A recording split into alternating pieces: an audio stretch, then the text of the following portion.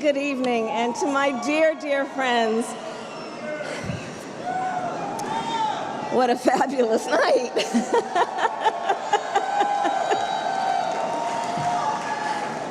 And what a wonderful speech earlier from the other HRC. How about her?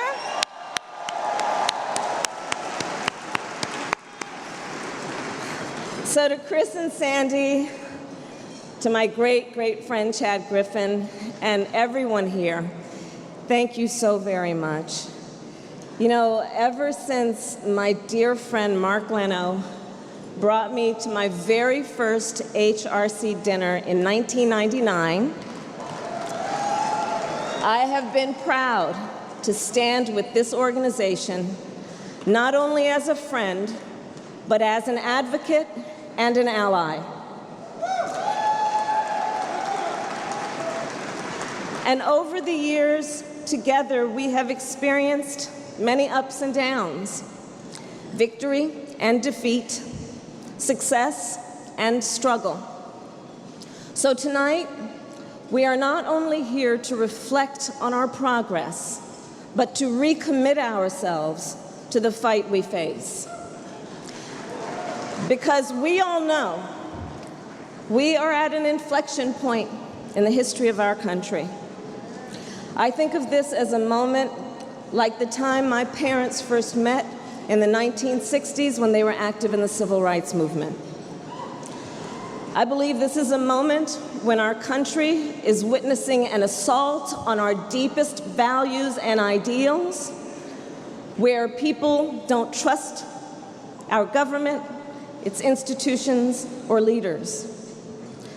So to restore that trust, HRC, I believe we must speak truth. Even when it makes people uncomfortable. Even when others are silent. And as the poet Audre Lorde reminds us, there are so many silences to be broken. So let's speak truth. From Charlotte to Charlottesville, we have been reminded racism in this country is real. Sexism, anti-Semitism are real in this country. Homophobia and transphobia are real in this country.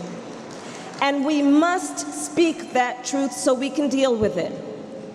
Let's speak truth. Voting rights in this country are under attack.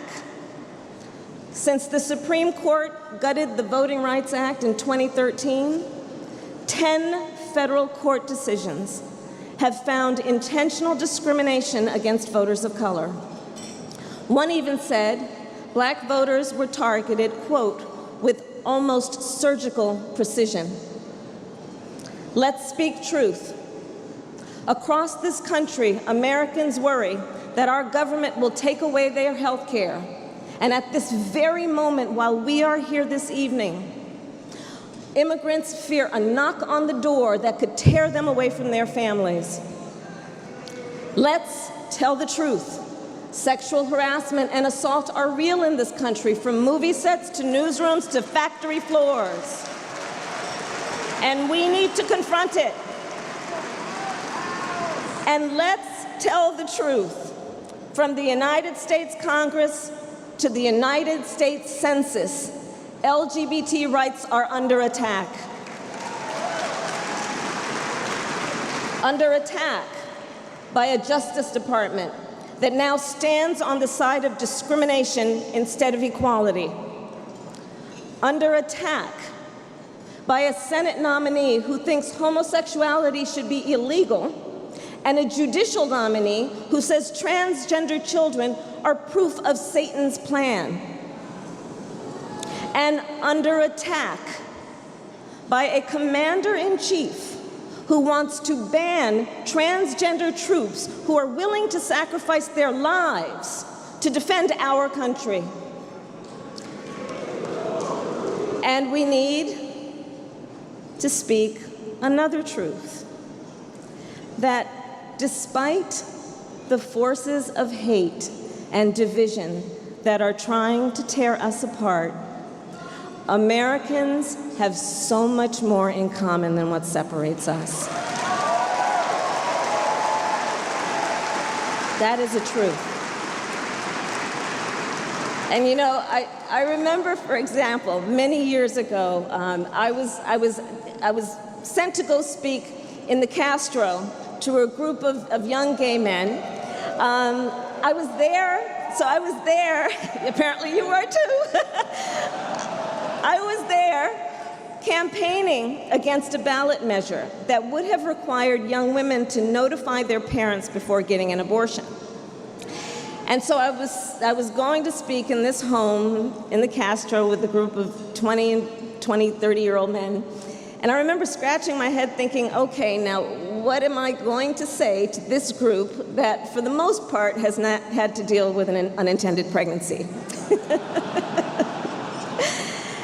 So I said to them, I guess you guys are wondering what you could possibly have in common with a 16-year-old pregnant girl.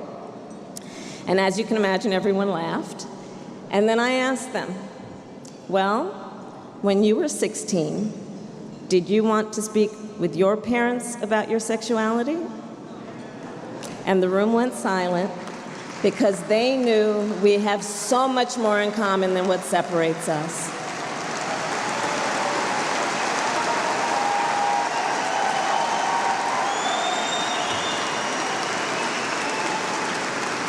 And I think it's what Bayard Rustin meant when he said, you have to join every movement for the freedom of people. In other words, HRC, I think it means fighting for everyone's civil rights is in our common interest, and it is in our self-interest. No one should be left to fight alone.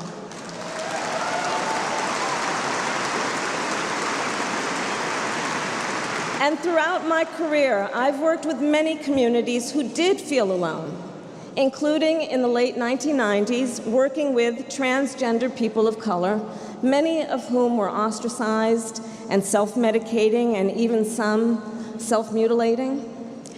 And despite some progress, last year was still the deadliest year on record for transgender people in America.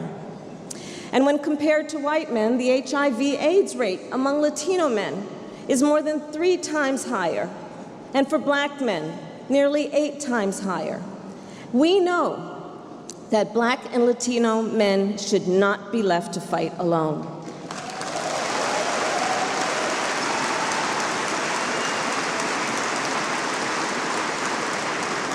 And we are at an incredible moment because none of us in this room are fighting alone. Across all communities, we are standing together. Women, labor, African Americans, immigrants, Native people, the LGBT community, and so many more. From Standing Rock to Charlottesville, we are all fighting together.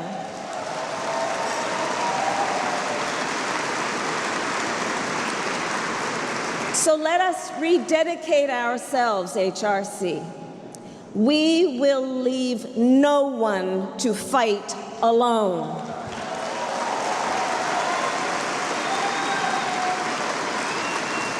And together, together will fight for the equality of the LGBT community in all of its diversity. Together, we'll fight to promote police reforms and progressive prosecutors to prevent shootings like those that took Trayvon Martin and Philando Castile. Together, we'll fight when Planned Parenthood clinics are being threatened to shut down. Together, we will fight for the DREAM Act, call our members of Congress, and donate to HRC's Dreamers Fund. Because no one should have to hide, not in the closet or in the shadows. And let's fight together, knowing our diversity is our strength and our unity is our power.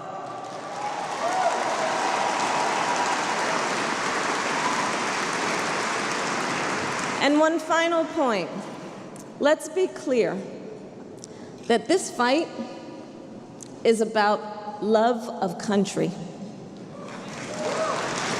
This fight is patriotic.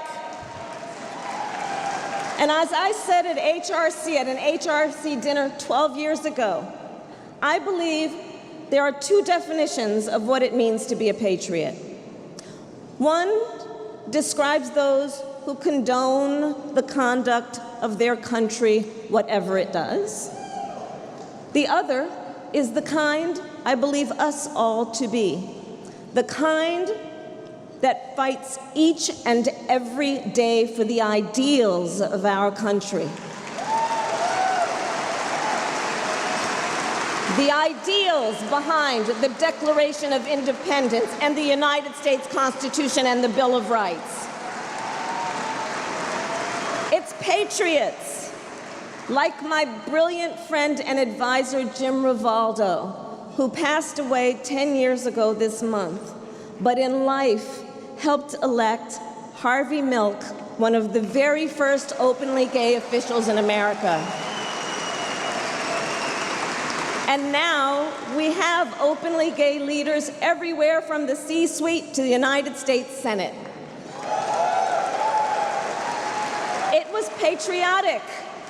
It was patriotic when we fought to end the gay panic defense, which was used to justify violence against gay and transgender people. It was an act of patriotism when we worked to pass a law allowing the prosecution of federal hate crimes in the name of Matthew Shepard and James Byrd.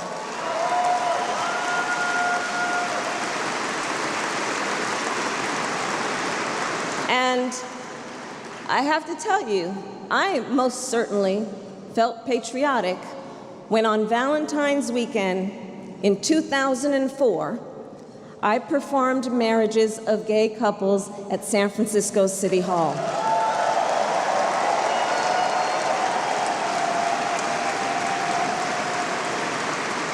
Now, later that year, of course, the California Supreme Court rendered those marriages void, and in 2008, Proposition 8 was passed.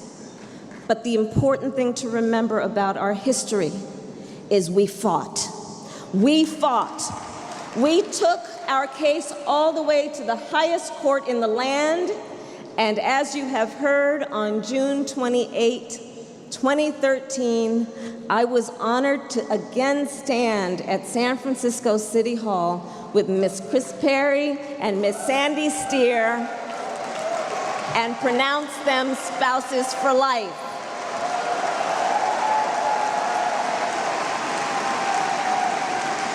And one of the sweetest things about that was then the marriage bells rang across our country. So HRC, let's steel ourselves for the fight ahead. But let's remember in our fight, we have never been one to throw up our hands when it is time to roll up our sleeves. So let us rededicate ourselves to each other and to our country, and let's continue getting to work and fighting. Thank you.